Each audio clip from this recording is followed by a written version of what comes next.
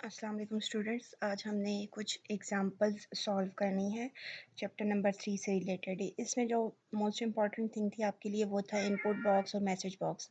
Input और output लेने के लिए जो हमने मेथड यूज़ करना है, एक तो ये था कि हम टेक्स्ट बॉक्स के थ्रू इनपुट ले सकते हैं और उसके लिए हम सिंपल एक लाइन लिखते हैं। टेक्स्ट यहाँ पे मैं आपको लेके दिखाती हूँ। टेक्स्ट बॉक्स का नेम लिखते हैं, टेक्स्ट बॉक्स डॉट, और उसके आगे हम लिखते हैं उसका टेक्स्ट। तो इक्वल करके हम इस वैल्यू को रीड कर सकते हैं। जैसे मैं आपको दिखाती हूँ, मैंने एक फॉर्म डिज़ाइन किया हुआ है। इस एग्जांपल में इसमें सिर्फ एक इनपुट नंबर है, एक बटन लगाया हुआ है जो कि आपकी बुक में क्वेश्चन है जिसमें 3 नंबर्स इनपुट लेने हैं और उनकी प्रोडक्ट, सम और एवरेज शो करवानी है। तो मैं यहाँ पे एक बटन, एक टेक्स्ट बॉक्स भी बना देती हूँ, ठीक है। और उसके साथ मैं यहाँ पे एक लेबल भी शो करवा देती हूँ। ठीक है, यहाँ पे मैं कोई भी एक नंबर शो करवा देती हूँ। अच्छा, मैं लेबल के ऊपर पहले लिख देती हूँ, टेक्स्ट बॉक्स पे नहीं हम कर रहे। हाँ, ये लेबल सिलेक्टेड है। इसके टेक्स्ट में मैं लिख देती हूँ इंटर नंबर, ठीक है। तो ये लेबल है, यहाँ पे हम जो वैल्यू चाहें डिस्प्ले भी करवा सकते हैं और इनपुट भी। और मैं यहाँ पे इसके आगे ये एक और लेबल भी बना देती हूँ। मैं इसी एक प्रोग्राम के थ्रू आपको इनपुट और आउटपुट करने की method with help of text box, label और इनपुट और आउट मैसेज बॉक्स यहाँ पे डिस्क्राइब कर रही हूँ। बाकी सारे प्रोग्राम्स में यही टेक्निक्स बार बार यूज़ हुई हैं। अब यहाँ पे मैं एक और लेबल लगा देती हूँ और इस लेबल पे हमने शो करवाना है, जिसका नाम लेबल 2 है, जिसपे मैंने शो करवाना है जो नंबर यहाँ पे इंटर होगा उसका स्केल यहाँ पे शो करवा देना है। और इनपुट जो है वो अलग से 3 नंबर इनपुट लेगा। इसके पीछे मैंने कोड लिखा हुआ है और इसी की बैक पे ही इसकी कोडिंग भी हम करेंगे, ठीक है। तो मैं यहाँ पे आपको स्टार्ट से कोडिंग बताई थी कि डिम का कीवर्ड यूज़ करते हैं इनिशियलाइज करवाने की, n1 as integer, n2 as integer, n3 as integer, और यहाँ पे मैं एक और n4 एज इंटीजर लिख रही हूँ। और उसके बाद है sum as integer, dim product as long and dim average as double है। अब मैं यहाँ पे n4 को इक्वल कर देती हूँ n4 मल्टीप्लाई विद n4 की, ठीक है। यहाँ पे मल्टीप्लिकेशन सिंबल डालेंगे, ठीक है। n4 में n4 का स्क्वायर ऐड कर दिया मैंने और मैं यहाँ पे लेबल में उस आउटपुट को शो करवाना चाहती हूँ। अच्छा, n4 की वैल्यू कहाँ से आएगी हमारे पास पहले, तो हम लिखेंगे n4 is equals to text. अब टेक्स्ट बॉक्स हमने एक ही डाला है तो ये आ गया टेक्स्ट बॉक्स 1 डॉट टेक्स्ट। तो हमने टेक्स्ट बॉक्स 1 डॉट टेक्स्ट को ले लिया और उसको n4 में हमने सेव कर लिया। जो टेक्स्ट बॉक्स में हम वैल्यू लिखेंगे वो किस में आ जाएगी, n4 में। और फिर उस वैल्यू को स्क्वायर कर लेना है और अब हमने लेबल पे उस वैल्यू को डिस्प्ले करवाना है। तो हम यहाँ पे लिख सकते हैं, ये देखिए लेबल 2, दो हमने लेबल डाले हैं 1 और 2। 1 पे हमने लिख दिया था इंटर नंबर, 2 को हमने यूज़ करना है लेबल 2 डॉट। अब यहाँ पे आपकी बुक में कैप्शन लिखा होगा, विजुअल बेसिक 6 में कैप्शन का वर्ड यूज़ होता है, यहाँ पे टेक्स्ट का वर्ड यूज़ होता है, टेक्स्ट। और हम इसको इक्वल कर देंगे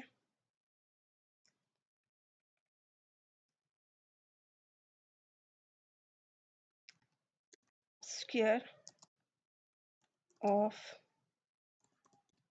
नंबर इज, और यहाँ पे हम इसको कंकैटिनेट कर देते हैं n4 के साथ, ठीक है। लेबल 2 डॉट टेक्स्ट, अब ये क्या करिए, ये स्टेटमेंट जो अब मैंने टेक्स्ट 1 डॉट टेक्स्ट लिखा है तो ये इनपुट ले रहा है और सेव कर रहा है n4 में। और जब मैंने इस तरफ लेबल 2 या टेक्स्ट बॉक्स के साथ भी हम ये लिख सकते हैं, जब इधर लिखा है label 2 dot text equals to left side पे, तो अब ये क्या कर रहा है, आउटपुट दे रहा है, उसकी वैल्यू को सेट कर रहा है। क्या सेट करेगा, square of number is, number को सेट कर देगा। उसके बाद मैंने 3 वैल्यूज़ इनपुट लेनी थी, तो इनपुट बॉक्स लगाया n1 n2 n3, variable name, equal का साइन, कीवर्ड, और उसके बाद हमने कहा था कि हम इसके अंदर मैसेज लिखते हैं। इंटर फर्स्ट नंबर, ये हमारे पास टाइटल होता है। और इसके बाद यहाँ पे मैंने अभी से मिस किया हुआ है, यहाँ पे हम डिफ़ॉल्ट वैल्यू भी दे सकते हैं, जैसे मैंने यहाँ पे 0 सेट कर दिए। तो ये एक हमारे पास इनपुट बॉक्स का सिंटैक्स है। तो ये टाइटल और 0 जो डिफ़ॉल्ट वैल्यू है, ये ऑप्शनल भी होती है, आप इसे नहीं भी लिखेंगे तो तब भी ये ठीक है। सिर्फ इसका सिंटैक्स याद रखना है, इनपुट बॉक्स ब्रैकेट, पहले मैसेज जो आपने शो करवाना है टेक्स्ट, उसके बाद टाइटल, उसके बाद डिफ़ॉल्ट वैल्यू। अब मुझे 3 वैल्यूज़ इनपुट लेनी थी, तो 3 इनपुट बॉक्स मैंने लिखे हैं। उसके बाद मैंने उन्हें सम किया, प्रोडक्ट किया, एवरेज किया, उसके बाद हमारे पास आ गया मैसेज बॉक्स। मैसेज बॉक्स में मैंने इन तीनों को शो करवाना है। तो पहले मैसेज टाइप होता है डबल कोट्स के अंदर, अगर उसमें हमारे पास कोई वेरिएबल वैल्यू भी हमने शो करवानी है तो कॉन्कैटिनेशन का साइन आपने पढ़ा था, वो यूज़ हो रहा है। अब देखिए, नंबर और sum of numbers equals to concatenation sign और सम, अब इस सम की वैल्यू वेरिएबल की आ जाएगी। उसके बाद वीबी न्यू लाइन आपने पढ़ा था नेक्स्ट लाइन में प्रिंट करवाने के लिए। फिर अब क्योंकि ये मैसेज लंबा है, तो और कहीं पे टेक्स्ट है, कहीं पे कोई सीक्वेंस है, वैल्यू है, वेरिएबल का नंबर है, और कहीं पे हम कोई स्टाइल लगा रहे हैं, तो इसलिए इन सारों को कंबाइन करने के लिए हम एंड का प्रोडक्ट ऑफ नंबर्स, इसके बाद हमारे पास ये सारे एवरेज ऑफ नंबर्स, और एंड पे मैंने स्टाइल सेट किया है वीबी ओके कैंसिल के। टेक्स्ट बॉक्स पे वीबी ओके कैंसिल लिखना आना चाहिए जो मैसेज बॉक्स डिस्प्ले होगा। तो इसका सिंटैक्स भी यही है। एक मैसेज है, मैं यहाँ पे एक और मैसेज बॉक्स लगाती हूँ जो सिंपल हम मोस्टली यूज़ कर रहे होते हैं, आप कि यहाँ पे हम लिख देते हैं रिजल्ट्स कमिंग, ठीक है। ये इतना भी काफ़ी है, आपका ये भी ठीक है। इसके बाद अगर आपने इसमें टाइटल देना है, आगे स्टाइल देने हैं, तो वो सारी सेटिंग्स आप यहाँ पे कर सकते हैं, और आप इसे ऑप्शनल भी छोड़ सकते हैं। और उसके बाद आपके पास यहाँ पे मैं लिख सकती हूँ वीबी, ये देखें वीबी इंफॉर्मेशन का यहाँ पे इसके साथ मैं लगा देती हूँ, जो कि स्टाइल आपने पढ़ा था। और ये हम किसके साथ लगा रहे हैं, सिंगल कॉमा डाल के। तो आप इसके सारे कंटेंट्स जो सेंटेक्स आपने पढ़ा है वो आप लिख सकते हैं। ये बाकी सारी चीज़ें जो हैं वो ऑप्शनल हैं, सिर्फ आप एक मैसेज भी शो करवा सकते हैं। और अगर आपने वेरिएबल की वैल्यूज शो करवानी हो तो मैसेज लिखें, और कॉन्कैटिनेशन साइन के साथ आप वेरिएबल लिखें, उसके बाद दोबारा से आप आगे कॉन्कैट करके पूरा मैसेज बना सकते हैं। अब अगर मैं इसको रन करती हूँ, ये देखें, सबसे पहले मैं यहाँ पे एक वैल्यू इंटर कर देती हूँ 5, इनपुट नंबर करूँगी। तो ये देखिए यहाँ पे मैंने किया था लेबल के टेक्स्ट को भी चेंज होके गया है। Square of number is 25, 5 into 5 is 25। उसने इस वैल्यू को रीड किया, N4 में स्टोर किया था, और उसके स्क्वायर को प्रिंट करवा दिया। अब जो दूसरे स्टेप्स थे, input numbers inter first number, पहला टेक्स्ट बॉक्स आया और इसकी डिफ़ॉल्ट वैल्यू मैंने 0 की हुई थी, यहाँ पे मैंने 5 इंटर किया, ओके। अब नेक्स्ट लाइन पे गया है तो दूसरा टेक्स्ट बॉक्स है, इंटर सेकंड नंबर, उसके बाद मैंने दोबारा इसे किया तो अब थर्ड है, इंटर थर्ड नंबर। और फिर मैं जब इसे ओके करूँगी तो अब देखिए मैसेज बॉक्स शो हो गया है। मैसेज बॉक्स कौन सा शो हुआ है, रिजल्ट्स कमिंग, और वीबी इंफॉर्मेशन का साइन जो मैंने साथ लगाया था। ओके कर दिया मैंने इसको, एक बटन आया ओके का। और फिर नेक्स्ट जिसमें रिजल्ट थे, sum of number, VB line new line की वजह से नेक्स्ट लाइन पे प्रोडक्ट ऑफ नंबर्स, और लास्ट पे एवरेज ऑफ नंबर्स। और मैंने वीबी ओके कैंसिल किया था, तो अब पहले वाले में सिर्फ ओके का बटन आया था, अब इसमें ओके और कैंसिल दोनों बटन शो हो गए हैं। तो इस तरह से हम इनपुट ले सकते हैं और आउटपुट को डिस्प्ले करवा सकते हैं। अब ये जो 2 प्रोग्राम्स आपकी बुक में हैं, मैंने वहीं से आपको ये बताया है आप किस तरह से कंट्रोल्स के थ्रू इनपुट और आउटपुट दे रहे हैं। अब यहाँ पे टेक्स्ट बॉक्स भी हो सकता था अगर मैंने कोई दूसरा टेक्स्ट बॉक्स डाला होता, और इनपुट बॉक्स के थ्रू इनपुट ले रहे हैं और मैसेज बॉक्स के थ्रू आउटपुट दे रहे हैं। आपके इस चैप्टर का जो पूरा चैप्टर नंबर 4 की जो पूरी एग्जाम्पल्स हैं उनकी ये समरी है कि किस तरह से आप इनपुट और आउटपुट बॉक्स को यूज़ कर रहे हैं और कैसे वो यहाँ पे वर्क कर रहे हैं। इन एग्जाम्पल्स को आप अच्छे से समझें। आप लोगों ने इसकी प्रैक्टिकल क्वेश्चन की भी सॉल्व किए हैं, उनमें अगर कोई कन्फ्यूजन है तो मुझसे पूछें। ये इस एग्जाम्पल से अगर आपको क्लियर हो गया है तो उनको प्रैक्टिकली भी परफॉर्म करने की कोशिश करें। ओके, आज हमने जैसे यहाँ पे आप देखें, यहाँ पे आपको यहाँ पे bb डॉट कैप्शन लिखा हुआ नज़र आ रहा होगा आपकी बुक पे। तो ये कैप्शन के लिए मैंने यहाँ पे टेक्स्ट का वर्ड यूज़ किया है। VB6 में कैप्शन होता है और VB10 जो मैं यूज़ कर रही हूँ उसमें हमारे पास टेक्स्ट यूज़ होता है। इसमें भी ये क्वांटिटी ले रहा था और इनको मल्टीप्लाई करके मेरी लेबल्स के अंदर उन वैल्यूज़ को शो कर रहा था, जैसे मैंने आपको भी परफॉर्म करके बताया है। तो ये तो हमारे पास चैप्टर नंबर 4 आपका एंड हो गया है। अब हमने चैप्टर नंबर 5 स्टार्ट करना है। चैप्टर नंबर 5 है आपका कंट्रोल स्ट्रक्चर से रिलेटेड। कंट्रोल स्ट्रक्चर्स या डिसीजन कंस्ट्रक्ट्स जिन्हें आपने बोला था वीबी सी लैंग्वेज में और सी प्लस प्लस में। अब इसमें भी मैं जो डिफरेंट चीज़ें होंगी उनको एक्सप्लेन करूँगी, बाकी जो सेम है वो आपने साथ साथ खुद पढ़ते जाना है। सबसे पहले कंट्रोल स्ट्रक्चर क्या था, जो सीक्वेंस ऑफ एग्जीक्यूशन को या फ्लो ऑफ एग्जीक्यूशन को मैनेज करता है उसको हमने बोला था कि ये हमारे पास कंट्रोल स्ट्रक्चर है, जिसकी वजह से हमारे पास स्टेटमेंट कब और कौन सी एग्जीक्यूट होनी है वो डिसाइड होता है। तो 3 kinds of control structure basics आपने पढ़े थे, जिसमें सबसे पहला क्या है, सीक्वेंस। और सीक्वेंस में क्या होता है, सारी statement one by one execute हो जाती हैं in the same order in which they are written और स्पेसिफाइड इन प्रोग्राम। और इसके साथ आपने पढ़ा था कि आर स्टेटमेंट्स, जितने भी स्टेटमेंट्स हैं वो सिर्फ एक दफ़ा एग्जीक्यूट होती हैं, और ना ही कोई स्टेटमेंट हम स्किप करते हैं और ना ही कोई स्टेटमेंट हम मोर देन वंस एग्जीक्यूट करते हैं या रिपीट करते हैं। और उसकी एग्जांपल में उन्होंने यहाँ पे आपको शो किया हुआ है कि हमारे पास देखें स्टेटमेंट 1 2 3 4 सारी और एंड हो जाएगा। उसके बाद नेक्स्ट आपके पास है सिलेक्शन स्टेटमेंट स्ट्रक्चर।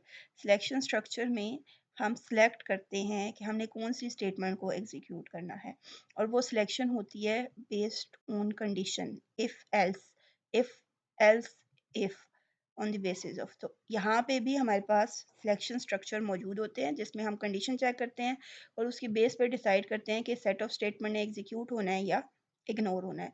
और वीबी में हमारे पास इफ देन है, जैसे इफ था, इफ देन एल्स है जैसे इफ एल्स था, और फिर सिलेक्ट केस है, सिलेक्ट स्विच। सिलेक्ट केस आपके पास वैसे ही है जैसे आपने स्विच स्टेटमेंट पढ़ी थी सी प्लस प्लस में, तो अब आपने उनको फॉरगेट नहीं करना। वैसे भी आप लोगों को प्रैक्टिकल के लिए ये थोड़े हेल्पफुल देंगे। सेंटेक्स चेंज होगा, सेंटेक्स आपका वही वीबी का डिफरेंट है और सी प्लस प्लस का डिफरेंट है, लेकिन पर्पस इन सब की सेम है। इफ देन जो है वो सिंपली इफ स्टेटमेंट है, इफ देन एल्स जो है वो इफ एल्स वाली स्टेटमेंट है, और सिलेक्ट केस जो है वो आपके पास स्विच स्टेटमेंट की तरह यूज होता है। और इन तीनों में कंडीशन होती है और कंडीशन की बेस पे हम सिलेक्ट करते हैं कि कौन सी स्टेटमेंट एग्जीक्यूट होगी। इसके बाद है हमारे पास जो नेक्स्ट, अच्छा जी, ये इसका इमेज की कंडीशन ट्रू है तो स्टेटमेंट 1 एग्जीक्यूट हो जाएगी, फॉल्स है तो स्टेटमेंट 2। बेस्ड ऑन कंडीशन हम डिसाइड करते हैं, या और सारी स्टेटमेंट ज़रूरी नहीं एग्जीक्यूट हों, कुछ हम स्किप भी कर सकते हैं। थर्ड जो हमारे पास स्ट्रक्चर है वो है रेपिटिशन।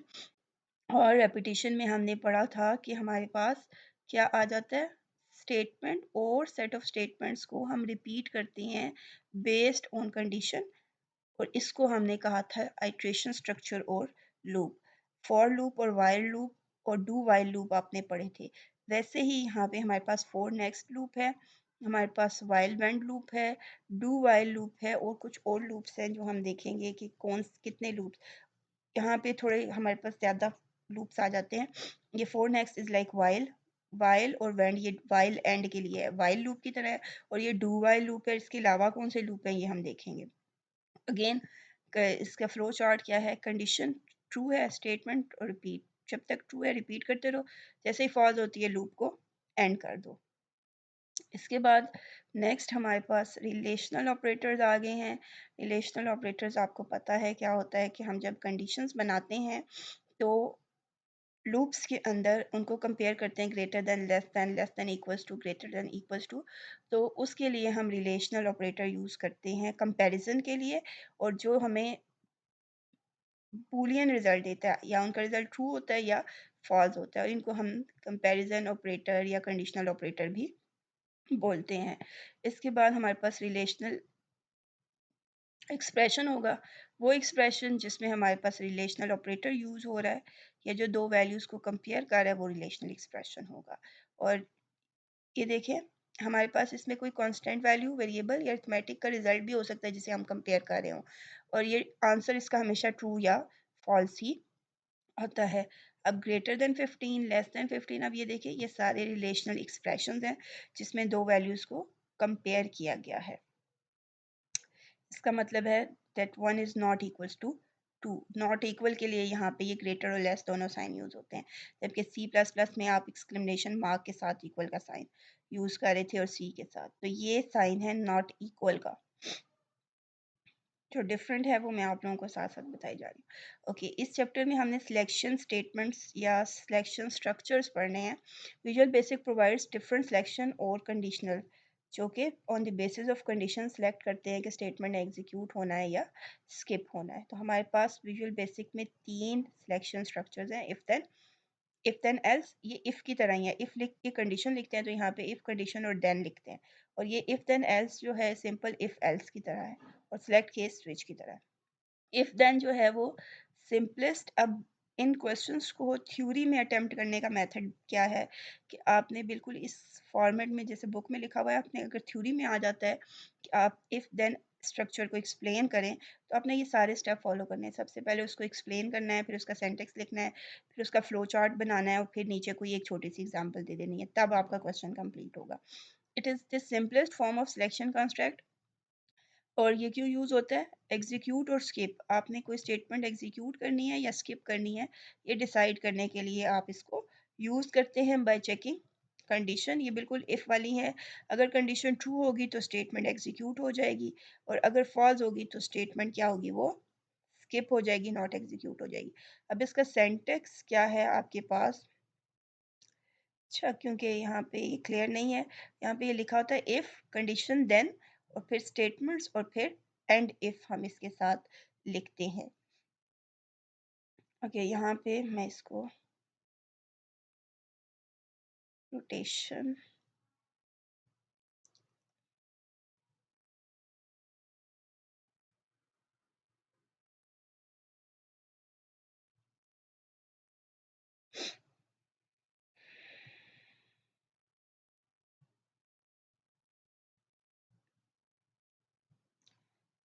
ये देखें हमारे पास इसका फ्लो चार्ट क्या है। ओके, इफ जो है वो कीवर्ड है, इफ स्ट्रक्चर का स्टार्ट है।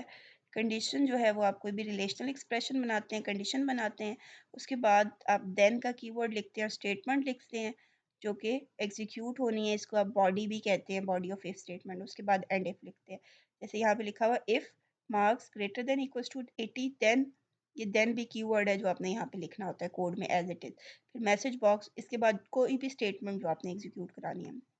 देखिए सारी एक्सप्लेनेशन आई है, सेंटेक्स आया है, सेंटेक्स एक्सप्लेनेशन आई है, एग्जांपल आई है, फ्लो चार्ट आया है।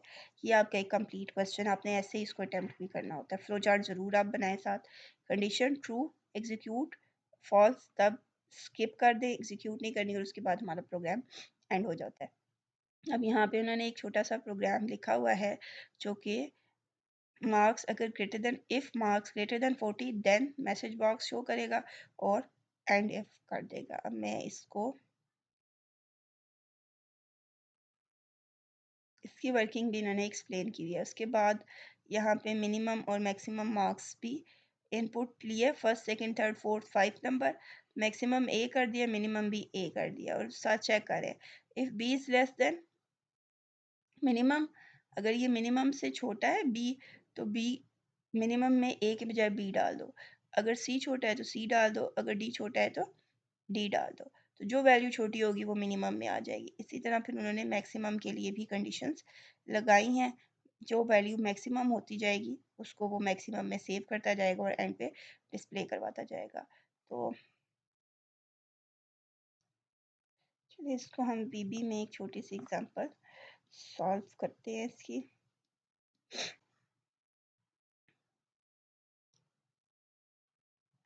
एप्लीकेशन फॉर्म हमने ओपन किया है। मैं इस पे एक बटन लगा, टेक्स्ट बॉक्स पहले एक लगा देती हूँ। हम इंटर मार्क्स वाला सिंपली कर लेते हैं। टेक्स्ट बॉक्स में हमने नंबर लेने हैं। अब आपका इनपुट बॉक्स और मैसेज बॉक्स जहाँ पे ज़रूरत होगी वो हम साथ यूज़ करते रहेंगे। यहाँ पे इंटर मार्क्स, ठीक है। और हमने अब एक यहाँ पे यूज़र ने मार्क्स, अभी हमने इनपुट लेने हैं टेक्स्ट बॉक्स के थ्रू और बटन के थ्रू हमने रिजल्ट शो करवाना है, ठीक है। तो यहाँ पे हम इसको बटन के पीछे कोड करना है, डबल क्लिक द बटन, और अब यहाँ पे हमने लिखना है dim m as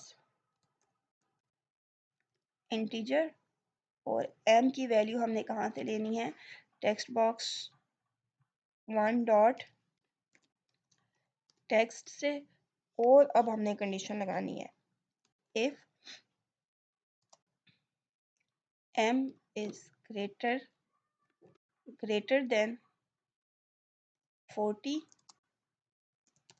देन अब देखिए जैसे मैंने इसे किया है, ये इसका स्ट्रक्चर पूरा बना हुआ आ गया। If m is greater than 40, then यहाँ पे हम स्टेटमेंट्स लिखते हैं और यहाँ पे एंड इफ आता है। तो देन हमने मैसेज बॉक्स शो करवा देना है, मैसेज बॉक्स शो करवा देना है, और मैसेज बॉक्स के अंदर हमने टेक्स्ट लिखना है कंग्रेचुलेशंस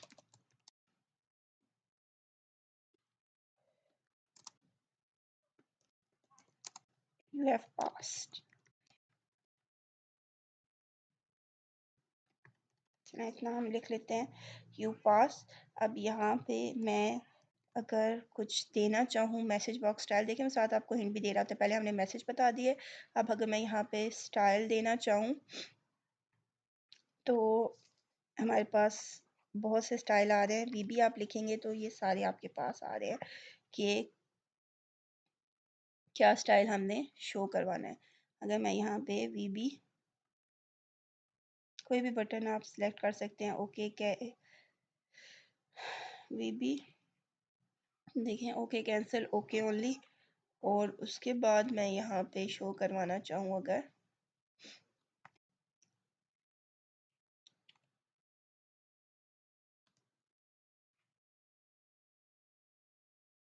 वीबी इंफॉर्मेशन, ठीक है। अब मैं इसको कंपाइल करती हूँ। ये देखें मैसेज बॉक्स हमारे पास विंडो ओपन हुई, इंटर मार्क्स, इसमें मैंने इंटर किया 59 और रिजल्ट पे क्लिक किया तो कंग्रेचुलेशन यू पास। तो ये 64 हमारे पास टाइटल में आ गया इसका। अच्छा जी, यहाँ पे जो मैंने ये सेकंड दिया है ये बेसिकली उसका टाइटल बन गया है। अगर मुझे यहाँ पे ओके ओनली के साथ कोई और स्टाइल भी देना था तो वो यहीं पे देना था। जब तक मैं इसे पॉज नहीं करूँगी वो चेंजिंग एक्सेप्ट नहीं करेगा। तो इस तरह से आप कंपैरिजन इफ देन स्टेटमेंट लगा सकते हैं। अब अगर मैं इसको यहाँ पे टाइटल के अंदर लिख देती हूँ रिजल्ट्स, ठीक है।